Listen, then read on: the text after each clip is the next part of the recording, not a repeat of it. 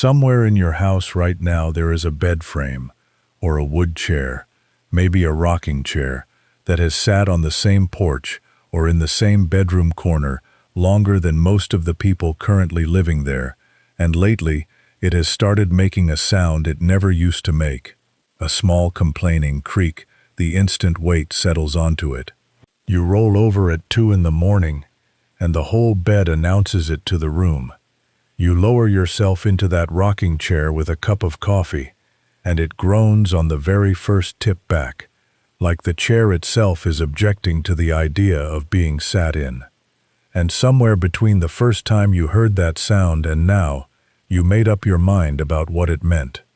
You decided the frame is giving out. You decided old wood dries up and gets brittle, the same way old joints in a person do, and that a squeak like that is the sound of a piece of furniture quietly announcing it is on its way out, heading for the curb or the second-hand shop, before it finally lets somebody down at the worst possible moment.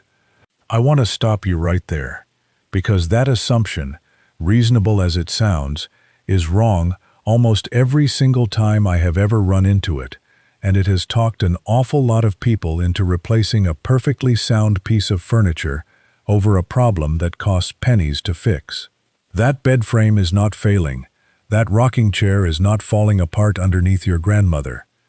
Something very specific and very ordinary is happening at one or two of the joints holding that piece together, and once you know exactly what it is, you will be able to walk straight to the spot, making the noise, and quiet it in less time than it takes to look up a replacement online. I am Artie Sterling.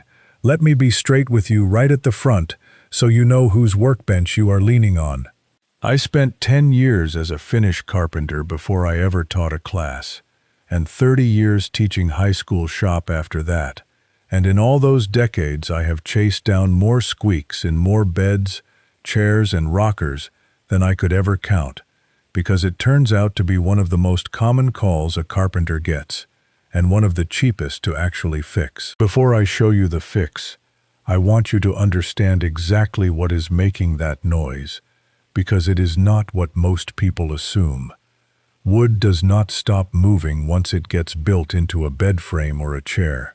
It keeps breathing for the rest of its life, taking on moisture from the air when the weather turns humid and swelling slightly, then giving that moisture back up in the dry months, especially once the heat comes on in a house for the winter, and shrinking again. That movement is tiny, sometimes only a few thousandths of an inch across the grain of a single board, but a bed frame or a chair is not one board. It is a whole collection of joints, where a rail meets a post, where a leg meets a seat, where a spindle meets a rocker, and every one of those joints was originally built snug, wood fit tight against wood or against a metal bracket, with no room for anything to move. Over years of that seasonal swelling and shrinking, the fit at those joints changes. In a piece like a dresser drawer, when wood swells it can jam a sliding joint shut, which is its own separate headache I have already walked you through on this channel. But in a bed frame or a chair, the far more common story runs the other way. Wood shrinks slightly during a dry season, or the joint compresses just a hair under years of somebody's weight settling onto it night after night, and a gap opens up that was not there when the piece was built, sometimes so small you could not see it with your eye. That gap does not make the joint fall apart. It just means two wood surfaces, or a piece of wood and a metal bracket, that used to sit locked tight against each other, now have a small amount of room to move against one another every time weight shifts onto that spot. Movement between two dry surfaces under pressure is exactly what makes a squeak. It is the same basic physics as a violin bow dragging across a string, or an old door hinge complaining when it swings. A catching and releasing kind of friction, rather than a smooth glide.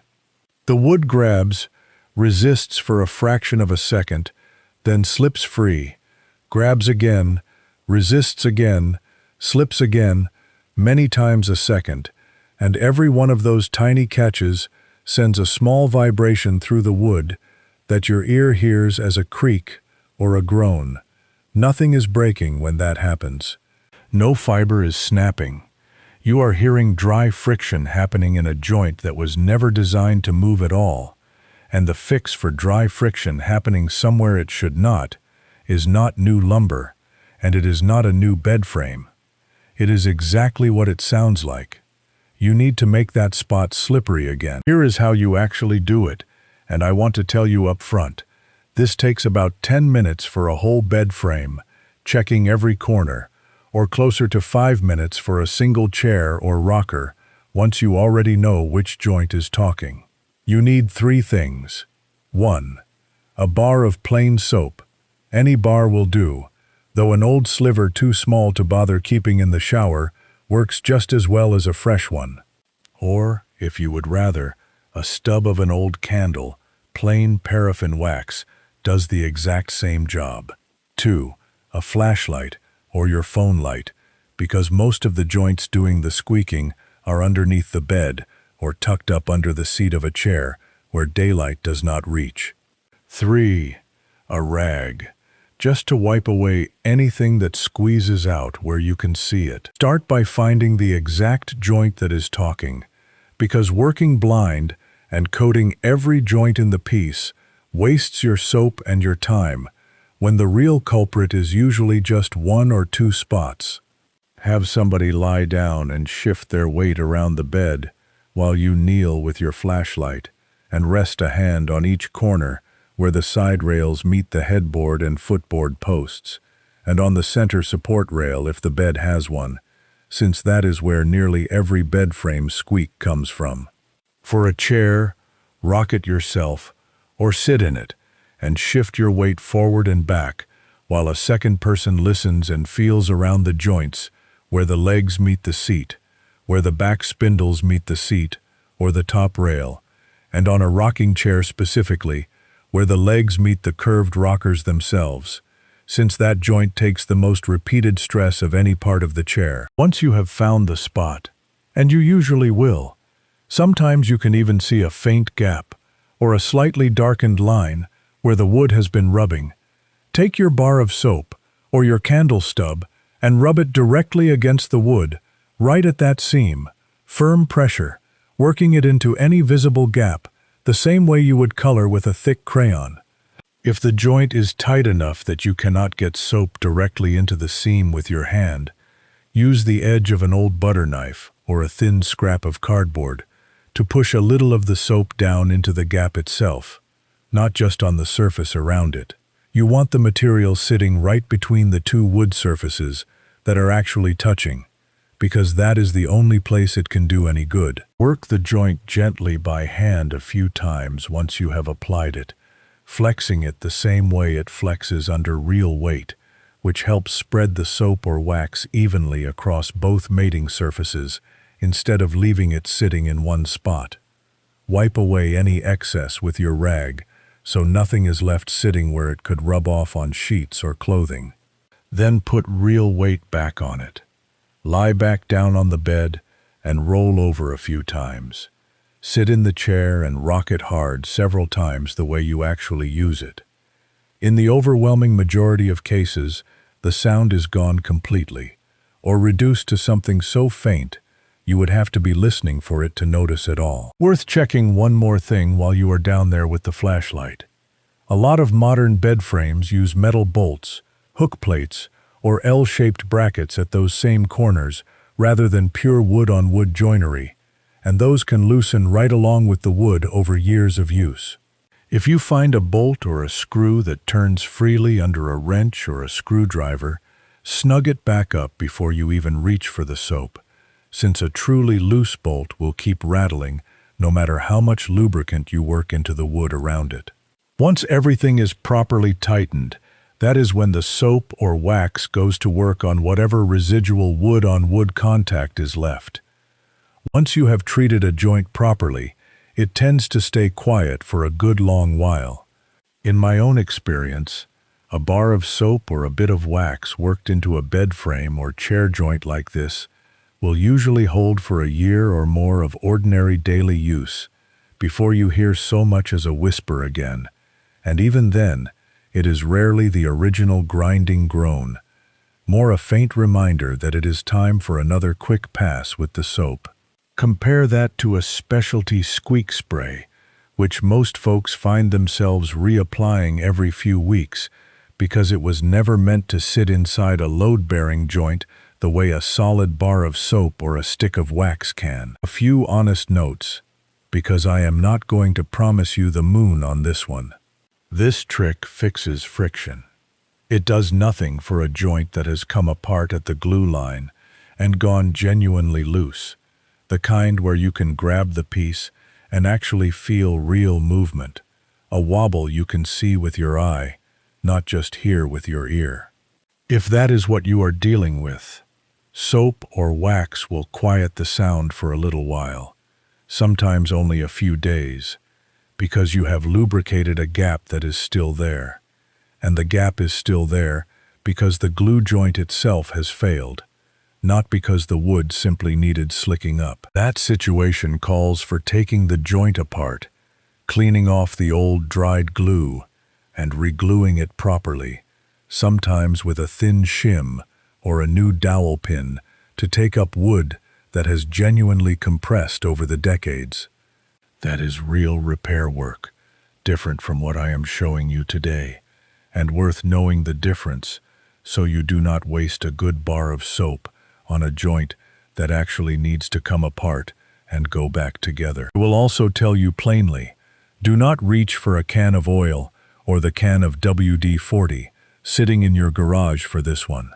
I already told you elsewhere on this channel why I no longer keep that can around for wood, and this is exactly the situation where it does the most damage. Oil soaks straight into open wood grain, darkens it permanently, and within a season it has worked its way out of the joint entirely, so you are right back where you started, except now the wood is stained too.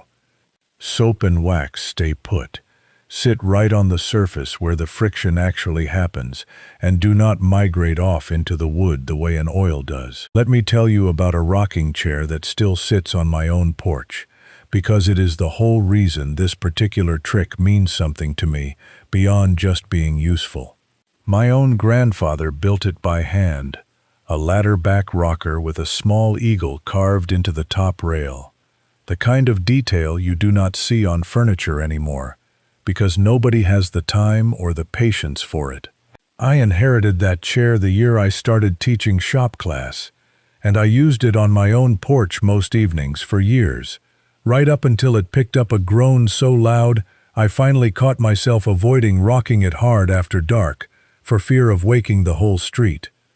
I let it go on far longer than I should have, mostly out of stubbornness, telling myself I would get around to it eventually. One evening I finally knelt down with a flashlight and found the joint, right where the rockers met the back legs, exactly the spot I want you checking on your own chair. I worked a bar of soap into that seam, the same way I just showed you, sat back down, and rocked it hard a few times, half expecting the same groan to come right back the moment I put real weight on it. Nothing. I rocked it again, harder, still nothing, and I remember laughing out loud on my own porch at how something that simple had beaten a sound I had lived with for years. That chair is still on my porch today, and I have not had to touch that joint again since that evening. A bar of soap and 10 minutes saved a hand-carved chair from ever needing to be replaced by something out of a catalog. Now, why does nobody tell you this? Same story as everything else at this bench. Walk into any furniture store or search online, and you will find Squeak fix kits, graphite lubricant pens, specialty sprays marketed straight at noisy bed frames and office chairs, running anywhere from $8 to $20, depending on how fancy the packaging is. Worse, plenty of folks skip the small fix entirely and go straight to pricing out a whole new bed frame, $200 or $300, because a 10-cent Squeak convinced them the whole piece was done for. Some of those specialty products genuinely work fine, I will not tell you otherwise. but there is no shelf display anywhere for a bar of soap you already own, because nobody can build a business selling you something sitting in your own shower for free. Nobody hid this from you on purpose. It simply stopped getting passed down, one generation at a time, the same way so much of this has, because there is no profit in telling somebody the fix was already sitting in their own house the whole time. So here is what I would ask of you. Go find the one bed, chair, or rocker in your house that has started talking, the one you have half decided is on its way out, and give it 10 minutes with a bar of soap before you spend a dime replacing anything. Get down with a flashlight, find the joint that is actually rubbing, work the soap in, and put real weight back on it right away. Then come down to the comments and tell me which piece it was, how old it is, and whether the sound disappeared on the first try or needed a second pass. Because I read every one of them, and I like knowing which old pieces of furniture are getting to stick around a little longer because of it. And the next time we sit down at this bench together, I want to show you why a shelf that sags in the middle, no matter how many brackets you add underneath it, is very rarely a bracket problem at all, and why the actual fix costs about as little as the one I just showed you today. Keep it simple, keep it cheap, and do it right the first time. The folks who built the furniture in this country knew that, and we are going to remember it together.